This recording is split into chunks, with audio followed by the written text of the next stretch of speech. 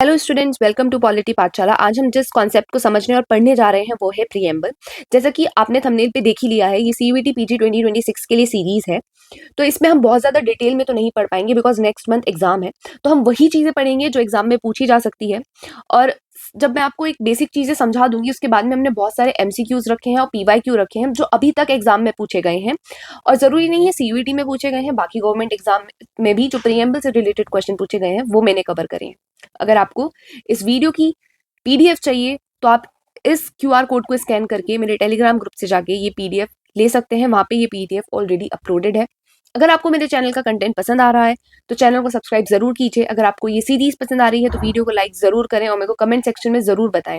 तो बिना कोई टाइम वेस्ट करे शुरू करते हैं। बट मैं आपको फिर बता दूं कि यहाँ पे जैसे मेरी बाकी वीडियोस में प्रॉपर थ्योरी मिलती है वो नहीं मिलेगी, क्योंकि नेक्स्ट मंथ एग्जाम है तो हम सिर्फ टू द पॉइंट पढ़ेंगे। जैसे प्रीएम्बल क्या है, फालतू में मैं आपको थ्योरी नहीं लिख के दूंगी पूरी की पूरी, क्योंकि एग्जाम में आपसे ये नहीं पूछेगा व्हाट इज प्रीएम्बल, या प्रीएम्बल पे आपसे आंसर नहीं लिखवाएगा वो 150 वर्ड या 250 वर्ड्स में। वो डायरेक्ट पूछेगा प्रीएम्बल को आइडेंटिटी कार्ड किसने कहा है। तो आपको पता होना चाहिए हमारे प्रीएम्बल को आइडेंटिटी कार्ड एन ए पालकी वाला ने कहा है। तो हमने वही टू द पॉइंट चीजें लिखी हैं। तो ये नोट्स अगर आपको चाहिए तो आप उस क्यूआर कोड से हमारे टेलीग्राम ग्रुप को ज्वाइन कर सकते हैं, वहां पे ये अपलोडेड है। हमारे संविधान में संशोधन होते रहते हैं, अमेंडमेंट होते रहते हैं। उसमें से जो हमारे कॉन्स्टिट्यूशन का 42nd अमेंडमेंट था जो कि 1976 में हुआ था, उसके तहत हमारे प्रीएम्बल में भी अमेंडमेंट किया गया था और सोशलिस्ट, सेक्युलर, इंटीग्रिटी जैसे 3 शब्द ऐड कर दिए गए थे। जो एक फ्रेज भी मॉडिफाइड हुआ था जिसमें यूनिटी ऑफ द नेशन को unity and integrity of the nation कर दिया गया था। इतना समझ में आया? तो अब तक आपको याद क्या रखना है कि एन ए पालकी वाला ने हमारे प्रीएम्बल को identity card of the Indian constitution कहा है। और 42nd कॉन्स्टिट्यूशनल अमेंडमेंट जो कि 1976 में हुआ था, उसके तहत हमारे प्रीएम्बल में 3 शब्द ऐड कर दिए गए, सोशलिस्ट, सेक्युलर, इंटीग्रिटी, और एक फ्रेज भी मॉडिफाइड किया गया, यूनिटी ऑफ द नेशन को unity and integrity of the nation कर दिया गया। इतना सबको समझ में आया? इसके बाद प्रीएम्बल को अडॉप्ट कब किया गया था? क्वेश्चन में पूछा जा सकता है अडॉप्ट कब किया गया था और एनफोर्स कब किया गया था। दोनों में कंफ्यूज होने की बिल्कुल भी जरूरत नहीं है, बिकॉज अडॉप्ट तो किया गया था 26 जनवरी 1949 को, जिसको एज हम कॉन्स्टिट्यूशन डे सेलिब्रेट करते हैं। और इसको एनफोर्स किया गया था 26 जनवरी 1950 को, जिसको हम as a republic day celebrate करते हैं। तो इन दोनों चीजों में कंफ्यूज नहीं होना है, बिकॉज एग्जामिनर सबसे ज्यादा कंफ्यूज यही करता है कि अडॉप्ट कब किया गया था और एनफोर्स कब किया गया था। इसके बाद हमारे प्रीएम्बल में जो टर्म है जैसे लिबर्टी, इक्वालिटी, फ्रेटर्निटी, ये हमने फ्रेंच रेवोल्यूशन जो हुआ था उसके ये 3 बेसिक प्रिंसिपल्स थे। हमने वहां से इंस्पायर होके लिबर्टी, इक्वालिटी, फ्रेटर्निटी अपने प्रीएम्बल में इंसर्ट किया है। जस्टिस हमने लिया है यूएसएसआर से। अगर आपको ये जानना है सीयूईटी पीजी के लिए कि हमने कौन से हमारे कॉन्स्टिट्यूशन के सोर्सेज क्या क्या है, हमने प्रीएम्बल कहाँ से लिया, हमने प्रेसिडेंट कहाँ से लिया, हमने प्रेसिडेंट का इम्पीचमेंट कहाँ से लिया, हमने प्रेसिडेंट का इलेक्शन कौन से देश से लिया है, तो उसकी वीडियो मेरे चैनल पे ऑलरेडी अपलोडेड है, आप उसको भी जाके देख सकते हैं। सीयूईटी पीजी में लास्ट ईयर इस तरीके से क्वेश्चन पूछे गए हैं कि हमने डीपीएसपी कौन से देश के संविधान से इंस्पायर होकर अपने कॉन्स्टिट्यूशन में अडॉप्ट किया है। जैसे कि जस्टिस हमने यूएसएसआर से इंस्पायर होकर लिया है। जस्टिस हमने 3 तरीके का जस्टिस लिया है अपने प्रीएम्बल में, सोशल, इकोनॉमिक, पॉलिटिकल जस्टिस। अब ये 3 जस्टिस है, तो एग्जाम में इस तरीके से क्वेश्चन बन सकता है कि निम्नलिखित में से कौन सा जस्टिस जो है वो हमारे प्रीएम्बल का पार्ट नहीं है। तो वो सोशल, इकोनॉमिक, पॉलिटिकल और एक और दे देंगे, तो आपको वो इस तरीके के क्वेश्चनों के लिए भी प्रिपेयर होना है। फिर हमारे संविधान में सबसे पहली लाइन आती है we the people of India. ये हमने लिया है अमेरिकन कॉन्स्टिट्यूशन से। तो we the people of India से हमारा मतलब क्या है कि मतलब ये जो कॉन्स्टिट्यूशन है ना, ये हम लोगों ने बनाया, हम लोग इसको मतलब ये वी द पीपल हमें सिग्निफाई करता है, हम लोगों को सिग्निफाई करता है। इसके बाद हमारे प्रीएम्बल से रिलेटेड बहुत सारे केसेस हो रखे हैं। जैसा सबसे पहला केस हुआ था बेरुबारी केस, फिर हुआ था केशवानंद भारती केस, फिर हुआ था एलआईसी ऑफ इंडिया केस। अब हम सीरीज लाइन वाइज समझेंगे, सीरीज वाइज समझेंगे कि क्या हुआ था। बहुत लड़ाई चलती थी कि प्रीएम्बल जो है हमारे कॉन्स्टिट्यूशन का पार्ट है या नहीं। अगर हमारे प्रीएम्बल में कुछ लिखा है और वो सरकार नहीं कर रही है तो क्या हम कोर्ट जा सकते हैं या नहीं? क्या प्रीएम्बल एनफोर्सिएबल है या नहीं? क्या जस्टिसिएबल है या नहीं? तो बेरुबारी केस 1960 में जो हुआ, इसमें सुप्रीम कोर्ट ने कहा कि प्रीएम्बल जो है वो हमारे संविधान का पार्ट नहीं है। ये क्वेश्चन भी आ सकता है एग्जाम में कि कौन से केस में कहा गया था कि प्रीएम्बल जो है हमारे संविधान का पार्ट है या संविधान का पार्ट नहीं है। तो आपको ध्यान रखना है कि बेरुबारी केस में कहा गया था कि प्रीएम्बल जो है वो हमारे संविधान का पार्ट नहीं है। और ये जजमेंट हमारे सुप्रीम कोर्ट ने दिया था यूएसए के जजमेंट से इंस्पायर होके। और इसमें सुप्रीम कोर्ट ने ये भी कहा कि हम प्रियम्बल को अमेंड नहीं कर सकते। लेकिन फिर आता है केशवानंदा भारती केस। इसमें सुप्रीम कोर्ट ने अपनी जजमेंट को ओवरटर्न कर दिया। ईयर याद रखना, ये आता है 1973 में। इसमें क्या कहा गया कि यस, प्रियम्बल जो है हमारे इंडियन कॉन्स्टिट्यूशन का पार्ट है और इसको अमेंड भी किया जा सकता है। इस केस में ये कहा गया, ये पूछा जा सकता है कि किस केस में ये बात कही गई थी कि preamble and constitution work hand in hand, कि प्रियम्बल और कॉन्स्टिट्यूशन साथ साथ चलते हैं। केशवानंदा भारती केस में कहा गया था। और किस केस में कहा गया था कि पार्लियामेंट को अमेंड किया जा सकता है? केशवानंदा भारती केस में कहा गया था। इसके बाद 1995 में आता है LIC ऑफ इंडिया केस। इसमें सुप्रीम कोर्ट कहते हैं कि प्रियम्बल जो है वो संविधान का इंटीग्रल पार्ट है। तो ये भी पूछा जा सकता है कि किस केस में कहा गया था कि प्रियम्बल जो है इंटीग्रल पार्ट है हमारे कॉन्स्टिट्यूशन का? तो LIC ऑफ इंडिया केस 1995 में कहा गया था। ईयर याद रखने हैं, CUET बहुत खेलता है ईयर्स के साथ। अभी तक हमने कितने ईयर याद करे जिसमें हमारा संविधान संशोधन हुआ था? प्रियम्बल में वो हुआ था 1976 में। उसके बाद अडॉप्ट किया गया था 26 नवंबर 1949 को। एनफोर्स किया गया था 26 जनवरी 1950 को, 1949 से अगले ही साल। उसके बाद सबसे पहला केस आता है, हमने अमेंड कब किया था अपने प्रियम्बल को? 1976 में। सुप्रीम कोर्ट ने मना कब किया था कि अमेंड नहीं किया जाएगा? 1960 में। तो ये पहले कर दिया गया था। मीन्स जो बेरूबारी केस हुआ था वो हमारे अमेंडमेंट से पहले ही हो गया था, जिसमें कहा गया था कि अमेंड नहीं होगा। फिर अमेंड हुआ 76 में। उससे पहले 73 में हमारा सुप्रीम कोर्ट कह चुका था कि अमेंड किया जा सकता है। ये मैं ऐसे क्यों रिलेट करा रही हूँ? बिकॉज CUET में बहुत क्वेश्चन आते हैं जिसमें वो बोलता है कि क्रोनोलॉजी में अरेंज करो। तो अभी तक हमें क्या क्रोनोलॉजी समझ में आई कि पहले बेरूबारी केस हुआ जहां पे सुप्रीम कोर्ट ने कहा कि आप प्रियम्बल जो है वो संविधान का पार्ट नहीं है, इसको आप अमेंड नहीं कर सकते। फिर केशवानंदा भारती केस आया जिसमें सुप्रीम कोर्ट ने अपनी जजमेंट को ओवरटर्न कर दिया और कहा, ये 1973 में आया, कहा कि प्रियम्बल जो है वो संविधान का पार्ट है, संविधान के साथ साथ चलता है और इसको अमेंड भी किया जा सकता है। फिर 76 में हमारा कॉन्स्टिट्यूशन अमेंड हो गया जिसमें सोशलिस्ट सेक्युलर इंटीग्रिटी हमारे संविधान में ऐड कर दिया गया। यूनिटी ऑफ द नेशन को unity and integrity of the nation कर दिया गया। फिर आता है LIC ऑफ इंडिया केस 1995 में, जिसमें प्रियम्बल को इंटीग्रल पार्ट बता दिया गया हमारे इंडियन कॉन्स्टिट्यूशन का। आई होप ये दो स्लाइड्स आपको बहुत ही अच्छे से याद हो गई होंगी। प्रियम्बल जैसे कि मैंने बताया non justiciable and non enforceable है। अच्छा, ये आइडिया आया कहाँ से? प्रियम्बल में हम क्या लिखेंगे, ये आइडिया कहाँ से आया? नेहरू जी ने एक डॉक्यूमेंट पास किया था, ऑब्जेक्टिव रेजोल्यूशन। कब मूव किया था? डेट याद रख लो, मूव किया था 13 दिसंबर 1946 में। और इसको अडॉप्ट कब किया गया था? इसके अगले साल, जनवरी 1947 में। तो जैसे हमारा प्रियम्बल अडॉप्ट और एनफोर्स हुआ था, इसी तरीके से ऑब्जेक्टिव रेजोल्यूशन भी अडॉप्ट और एनफोर्स हुआ था, मूव और अडॉप्ट हुआ था। अडॉप्ट और एनफोर्स नहीं, मूव और अडॉप्ट हुआ था। इससे इंस्पायर है हमारा preamble. Moved by Nehru on 13 December 1946 and adopted on January 22 1947। ये ईयर बहुत याद रखना है कि 1946 में मूव हुआ था और 1947 में अडॉप्ट हुआ था ऑब्जेक्टिव रेजोल्यूशन। अब आपके पास एक सवाल है, क्या प्रियम्बल को अमेंड किया जा सकता है? बताओ। मैंने बताया है ना कि केशवानंदा भारती केस 1973 में सुप्रीम कोर्ट ने ये बोल दिया था कि संविधान जो है वो प्रियम्बल के साथ साथ चलता है। प्रियम्बल जो है वो संविधान का पार्ट है, तो इसको अमेंड किया जा सकता है। Can preamble be amended? Kesavananda Bharati case में सुप्रीम कोर्ट ने ये कहा, यस।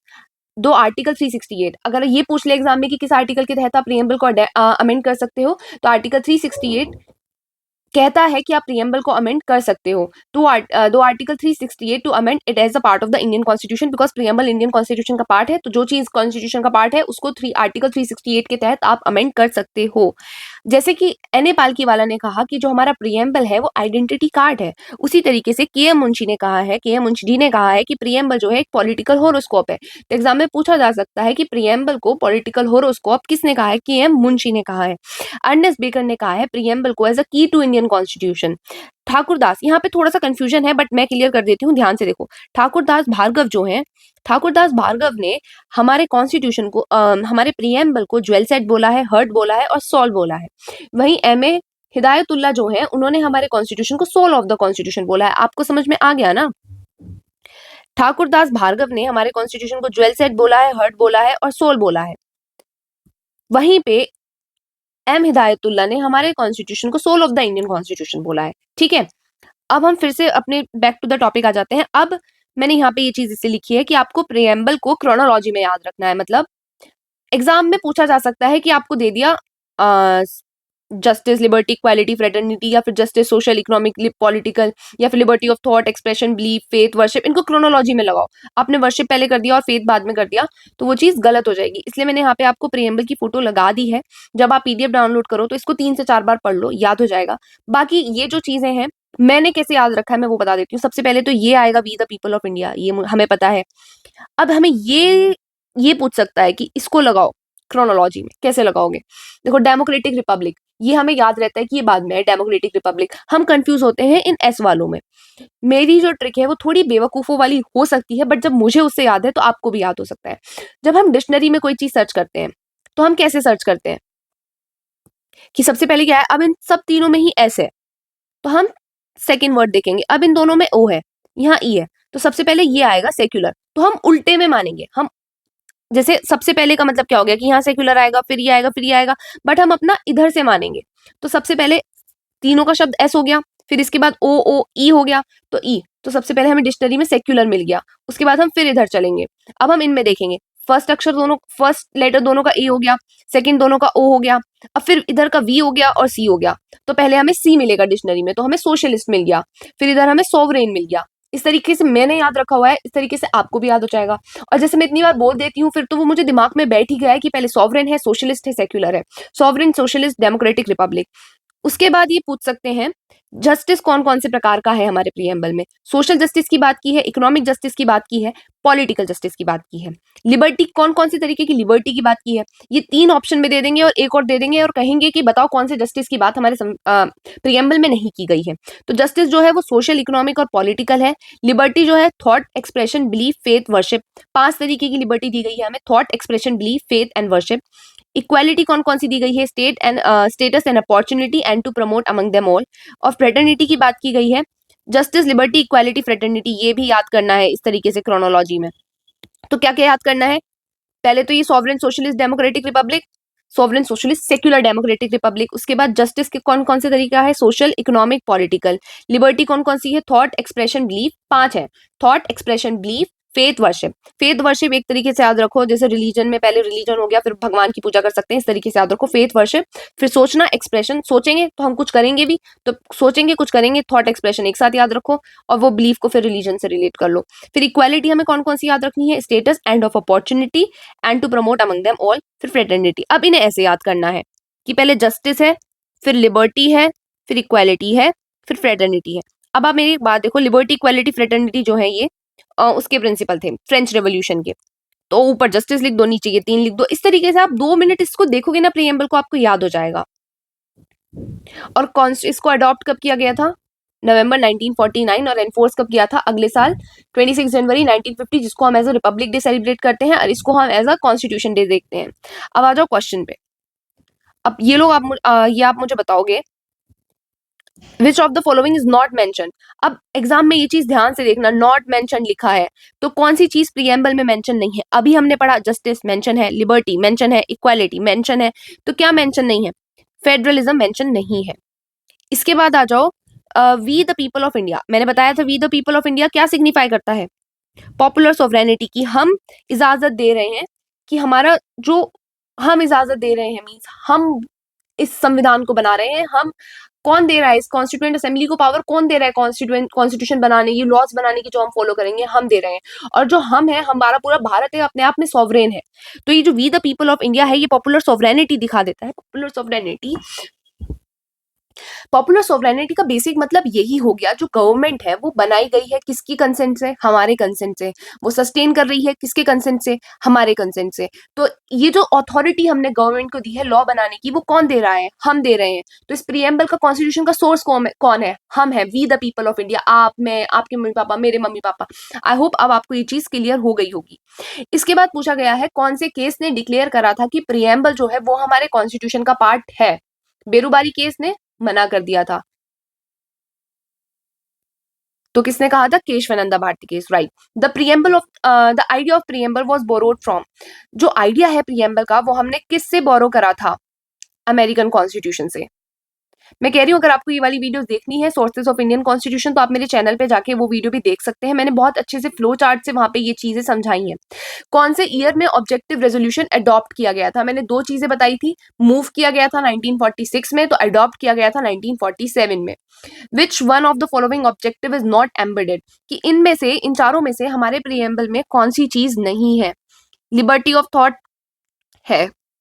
ओके, यहाँ पे आपको थोड़ा सा कंफ्यूजन होगा, बट नहीं होना चाहिए, क्योंकि मैंने बताई थी लिबर्टी 5 है, जस्टिस 3 तरीके का है, इकोनॉमिक जस्टिस है, लेकिन इकोनॉमिक लिबर्टी नहीं है।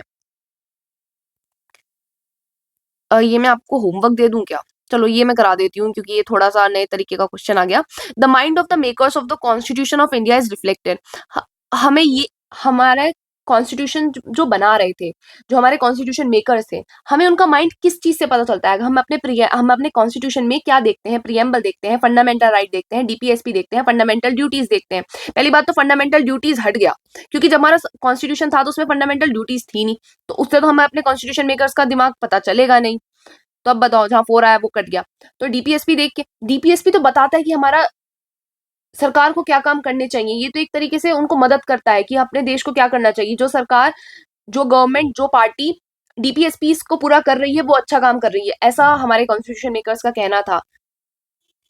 ये भी नहीं हो गया, 3 भी हटा दो। अब या तो 1 ओनली हो गया, फंडामेंटल राइट्स अलग ही चीज हो गई। फंडामेंटल राइट्स तो हमारे बेसिक राइट्स हो गए। प्रियम्बल हमें दिखाता है कि हमारे कॉन्स्टिट्यूशन मेकर्स का क्या माइंड था। अगर हमने प्रियम्बल पढ़ा तो हमें प्रियम्बल पढ़ के पता चल गया कि सेक्युलर, अच्छा सेक्युलर, हमारा देश जो है सेक्युलर होना चाहिए। अच्छा सॉवरेन, हमारा देश जो है सॉवरेन होगा, अपने डिसीजन खुद ले सकेगा। अच्छा जस्टिस भी होगा, कौन सा जस्टिस होगा? इकोनॉमिक जस्टिस होगा, सोशल जस्टिस होगा, लिबर्टी होगी, 5 तरीके की लिबर्टी होगी। हम अपना फेथ वर्शिप कर सकते हैं, हम कोई भी बिलीफ रख सकते हैं। अच्छा फ्रेटर्निटी होगी, भाईचारा होगा। तो ये हमारा हमारा अगर कोई प्रियम्बल पढ़ लेगा तो एक अंदाजा लग जाएगा कि अच्छा ये देश है कैसा। इसके बाद ये जो क्वेश्चन है ये आपका होमवर्क है, इसको मैं एक बार समझा देती हूँ कि इकोनॉमिक जस्टिस जो है, the objective of the constitution has been provided it. Economic justice इन चारों में से किस में दिया गया है? फंडामेंटल राइट्स प्रियम्बल में दिया गया है, या फिर प्रियम्बल डीपीएसपी में दिया गया है, या फिर फंडामेंटल राइट्स या फिर डीपीएसपी में दिया गया है, या नन ऑफ द अबव में दिया गया है? तो इसका आंसर कमेंट सेक्शन में जरूर बताएं। ये यूपीएससी का पीवाईक्यू है, या मैं बता दूं आंसर? चलो आप लोग ही बताना, इस पे थोड़ा सर्च कर लेना, आपको पता ही चल जाएगा। 2 चीजें नहीं ही सीखने के लिए मिलेंगी। बाकी अगर आपको ये लेक्चर पसंद आया है और अगर आप चाहते हैं कि रोज आपकी सीयूईटी पीजी से रिलेटेड ऐसे ही वीडियोस अपलोड हों, तो मुझे भी थोड़ी मोटिवेशन की जरूरत है। आप वीडियो को ज्यादा से ज्यादा शेयर, लाइक कीजिए, कमेंट करके मुझे जरूर बताइए। अगर 1 या 2 कमेंट भी आते हैं तो उससे बहुत ज्यादा मोटिवेशन मिलता है कल की वीडियो की तैयारी करने के लिए। बिकॉज पीडीएफ बनाना, वीडियो को रिकॉर्ड करना, अपलोड करना, it's not a easy thing at all.